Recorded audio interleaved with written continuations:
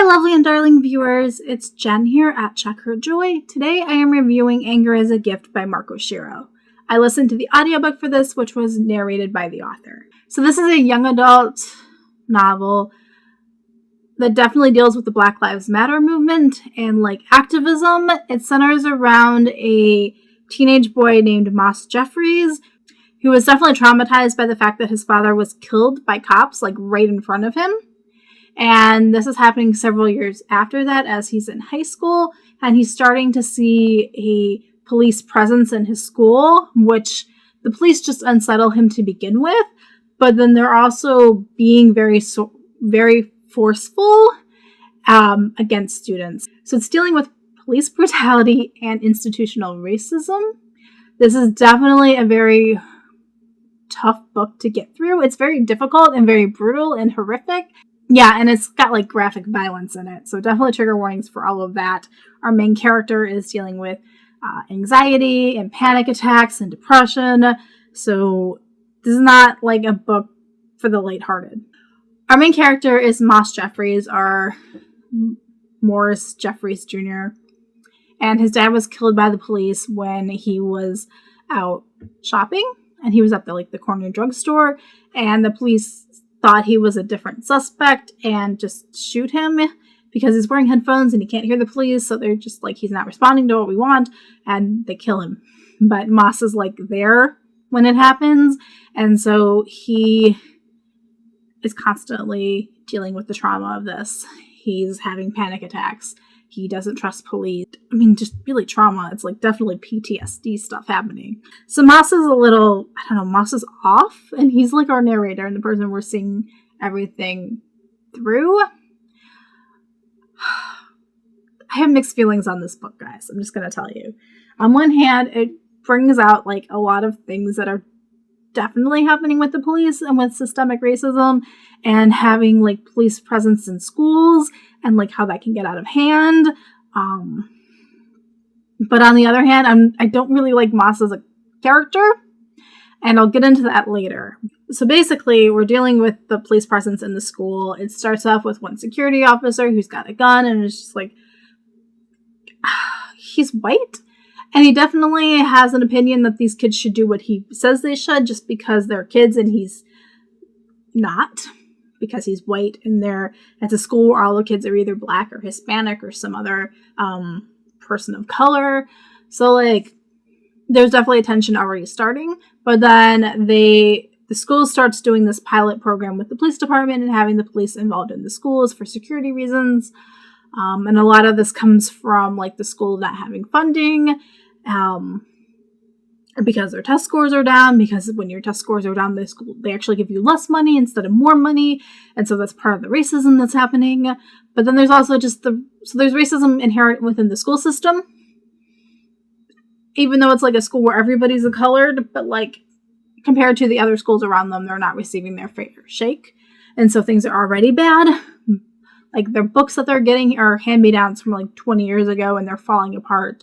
And some of them are scanned. The teacher had photocopy the textbook because it couldn't buy enough, or they're using e-copies of the book, but not legally.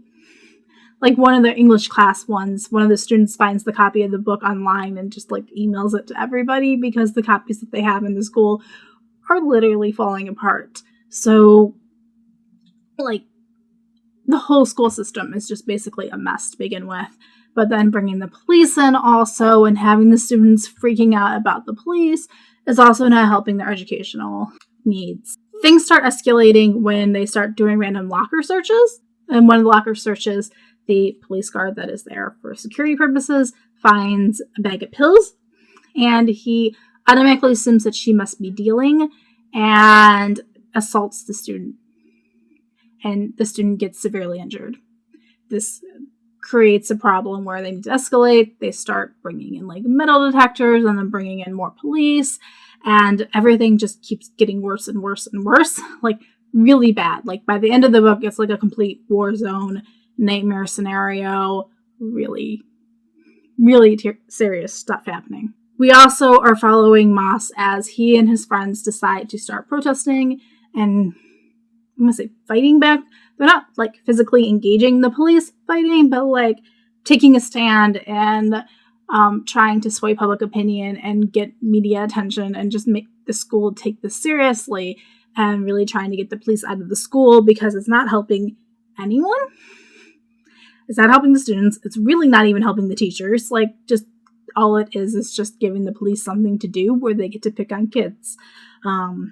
So that is the main part of this book, and it's a mess. Most of it I totally believe could happen, especially in light of like June 2020 and watching all the protests online and seeing what the police are doing at protests against police brutality. So I buy it.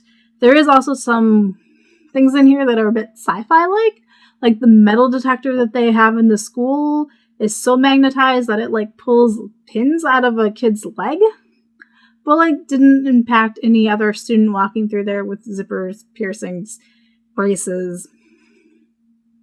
So go figure on that front. A little bit of suspension of disbelief. Like, I am not 100% sure on any of the factuality of anything that happens in this book actually happening in the real world as it's written. Stuff similar to it is, I'm sure, happening.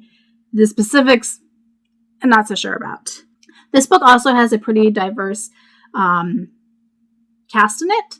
Our main character, Moss, is gay. A good chunk of this book is him having his first romance with this kid that he meets on public transit named Javier, who goes to a different school. Javier is Hispanic. And so, like, the two of them are just, like, dating and having their first love and dealing with their, first relationships, which is adorable. Javier is awesome. Loved him. Moss got a bit on my nerves. Yes, you should cut somebody a slack when they're going through PTSD, but there are several moments in this where Moss is just literally acting like a child, and everyone just lets him. Like, he storms out and he does whatever he wants, and people are like, oh, it's okay, honey. Like, he's a teenager. He should know how to, like, behave and not throw hissy fits, especially when they're doing, like, all this organizing and stuff. I don't know. Moss was rubbing me the wrong way. So anyway, this is a pretty diverse cast. Moss is Black. Most of his classmates are either Black or Hispanic. There's a lot of LGBT characters in here.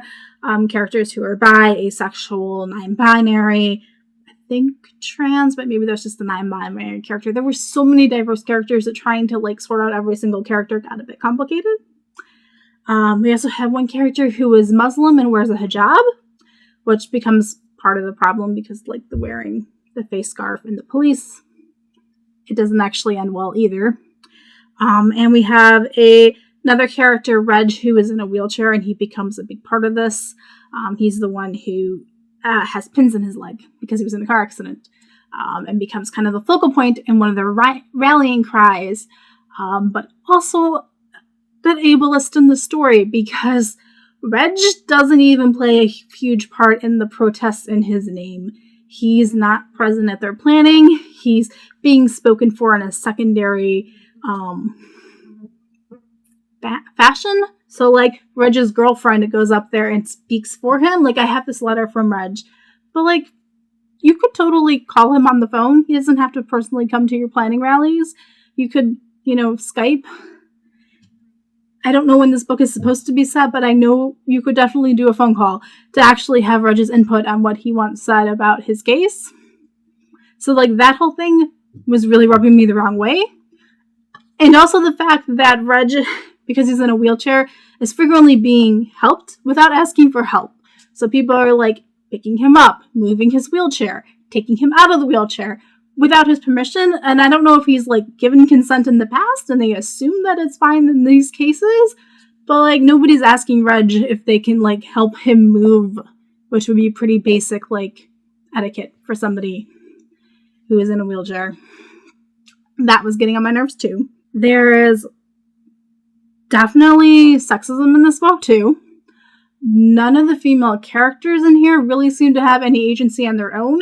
Moss's mom was this, like, big activist before he was born, but then she starts being less of an activist because Moss is born, and then completely loses, like, all interest in activism after her husband is killed, which seems like that would be exactly when you would start fighting the hardest. So, yes, we should take care of Moss, but it also seems like his mom lost all agency because of him. And then there's another character in here, Esperanza, who is Hispanic, but she's adopted by white parents. And apparently that makes her not a person of color anymore because Moss starts treating her like she's white. And apparently she doesn't know what racism is or experiencing racism because she has white parents, at least according to Moss. And that was getting on my nerves too. There's even a point in here where she is beaten by the police. And Moss says, oh good, now she can finally understand what the problem is and what is happening. And actually wishes that she got beat up more despite the fact that she was getting choked.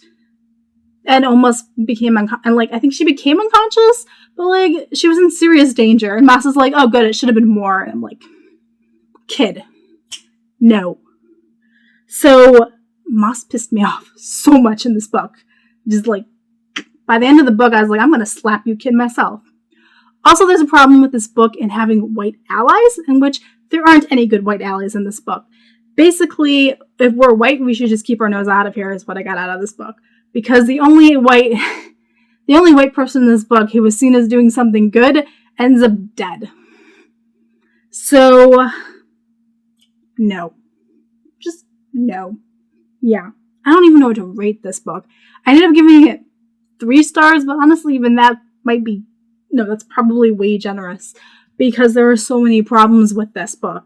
And it's all from the entitled opinion of a Black queer character, and it seems like that would be the least entitled person. But everything in this book revolves around Moss.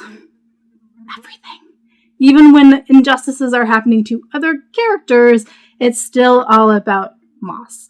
And there are so many injustices happening to other characters in this book. So, yeah. This book pissed me off. I had so much anger after finishing this book, but most of it was directed towards the protagonist and not against... I mean, I have a lot of anger towards the police in this book, but also I have a ton of anger also against Moss. So, I don't think it did a great job of accomplishing its goals. There are my thoughts on Anger is a Gift by Mark Oshiro.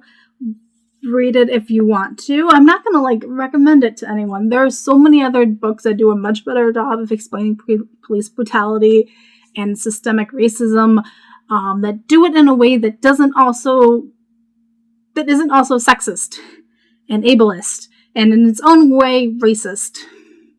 So yeah, it's probably the 3 stars is too. Maybe I should go back and change it. I feel like I should change the star rating, honestly, because I'm way more pissed off doing this review than when I finished the book. So, probably generous there. Yeah. Let me know in the comments below if you have any other books that address these issues in a much less problematic way. I don't want to say enjoyed, but felt The Hate You Give and I Am Alfonso Jones to be very helpful looks at these issues. Without having a character that is just so bratty. Just such a pain in the... So yeah. Peace out, guys. I love you. And keep reading. Bye.